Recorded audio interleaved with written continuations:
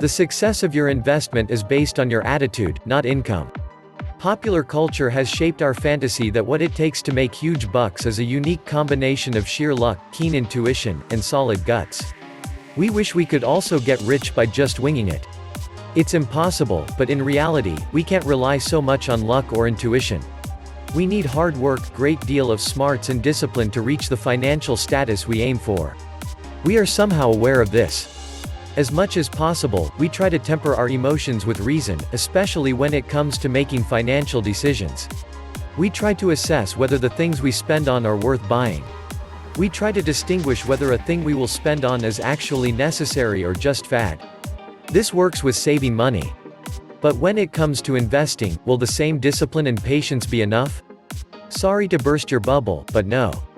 According to a study by H. Kent Baker and Victor Ricciardi entitled, How Biases Affect Investor Behavior, however, we try to be guided by reason when we make decisions, especially on our finances. As humans, our behavior is largely influenced by our emotions and biases.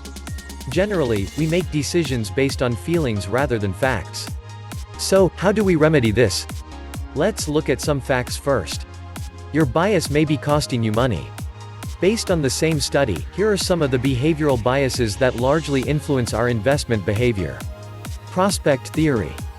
Aside from rational, we are emotional beings. According to the prospect theory, we respond to losses way differently compared to how we respond to gains. We feel good when we gain something, but our tendency is to feel twice as painful when we lose something. Because of this, we may be more focused on the risk of losing rather than on the opportunity of gaining something. Our fear of losing may be caused by previous experiences of wrong decisions that led us to feel regretful. Thus, we develop a behavior of becoming too careful about taking risks. Prospect theory calls this regret or loss aversion bias. We don't want to feel regret when our choices turn out wrong or bring us losses, so we try to lessen the negative effect of our choice in case things go south. Anchoring or confirmation bias. It is normal for us to make first impressions when we encounter a new person, thing, or experience. Our first impression may either be confirmed or contradicted by the information we gather along the way. With anchoring, we are inclined to pay more attention to information that supports our position. Even if there is information available that contradicts our first impression, we would likely dismiss it because we don't want to contradict ourselves. Disposition bias. When we invest, we may have the tendency to label our investments as either winning or losing without enough basis. You may hear from a friend or read from an opinion article about an investment worth taking a risk or being secure. Regardless of the performance of our investments, our tendency is to hang on to an investment longer if we labeled it as winning, or sell losing investments prematurely even if they're performing well. Our decisions can also be influenced by what we call familiarity bias, where we choose popular investments even if they're expensive or even if we know that we will not gain so much from them. Familiarity bias fuels our fear of diversifying investments and leads us to avoid going outside of our comfort zone. In terms of how our investments contribute to our behavior and how we see ourselves, there may be instances when our investments either become a reason to beat ourselves or build ourselves up. Our investments then become a source of either ego boost or guilt trip. This behavior is highly reflected by two investment biases, the hindsight bias and the self-attribution bias. Hindsight bias happens when we think that a past event could have been predicted if we were only particular about reading hints or signs. The problem with this is, in reality, the event was a product of random circumstances that couldn't be predicted.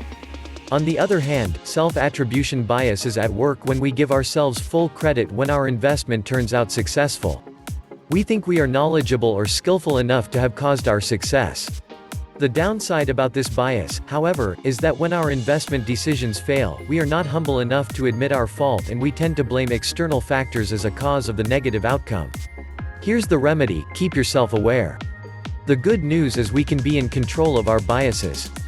Once we gain awareness, we can make more rational, rather than emotional, investment decisions. Moreover, we can work towards fulfilling our financial goals by doing one prudent thing: financial planning. By having a financial plan, you will be able to plan out a specific courses of action without being hindered by your biases. Work your financial plan out with a professional so that it would be as objective as possible.